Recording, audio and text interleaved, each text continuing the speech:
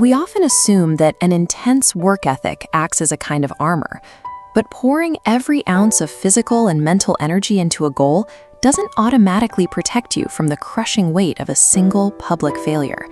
In a quiet agrarian village, a young boy named Raghav lived at this exact intersection of extreme effort and vulnerability. He split his life between brutal agricultural labor and late-night academic ambition.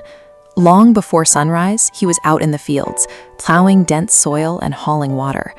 By the time he finally sat down to open a textbook, his body was already exhausted, covered in sweat and dirt. His community saw his relentless drive and fully expected him to ace his pivotal 12th grade exams. But when the results were finally posted, he had failed one critical subject. The village's perception flipped instantly. The same people who praised his work ethic turned the path from his home to the fields into a gauntlet of whispers, laughter, and sharp insults targeting his intelligence. The mockery broke him. Raghav became completely paralyzed, trapped in a cycle of self-doubt because he didn't have the mental tools to stop internalizing their harsh words. This emotional shutdown happens because the human mind, left to its default settings, lacks a built-in mechanism to filter out a concentrated stream of negative feedback from its environment. Pushed to his emotional limit, Raghav sought out the village teacher, a calm, observant man named Karim, desperate for a way to survive his daily walk. Karim didn't offer comforting platitudes. Instead, he gave Raghav a strange assignment. He was to carry a large pot, filled to the very brim with milk, down that exact same path of mockery. There was only one strict rule for this walk. Not a single drop of milk could fall to the ground. At dawn, the physical stakes became real. The pot was dense and cumbersome, and because it was filled to the absolute top, the margins of error were zero. Every footstep sent tremors up his arms, threatening to spill the milk. Karim wasn't trying to punish him. He was intentionally engineering a high-stakes scenario to force Raghav out of passive suffering and into a state of active, rigorous physical control. As Raghav stood onto the path, the villagers were already lined up, waiting to deliver their usual chorus of judgment and whispers. To understand what happens next, let's look at this diagram illustrating attention displacement. This large circle represents your total available cognitive bandwidth, surrounded by jagged shapes that represent external noise.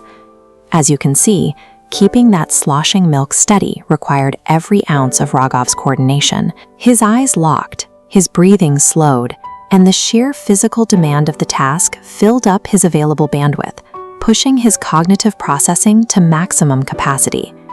When you flood your central nervous system with a singular, high-stakes physical demand, the brain literally runs out of processing power to register or interpret external social cues. The noise simply bounces off. For Raghav, the subjective experience was immediate.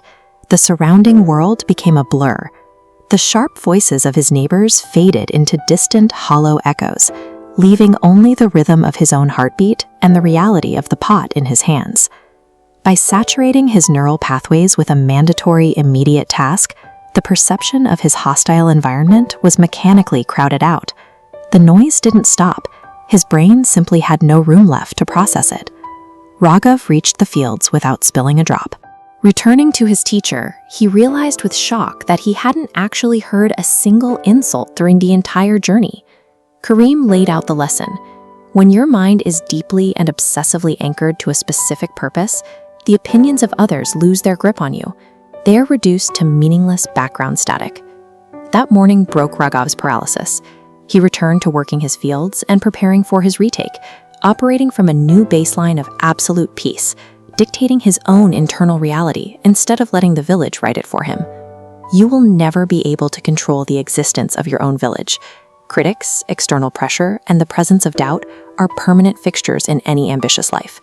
The solution is not to fight the noise directly. Identify your specific target, hold it with total intensity, and force your environment to blur out around you. This degree of focus acts as a natural filter. When you are entirely engaged with the task in front of you, external negativity becomes invisible to the mind, because the mind is simply too busy to look. Drop a comment below with your thoughts. hit subscribe, and share this video to make sure you see the next installment.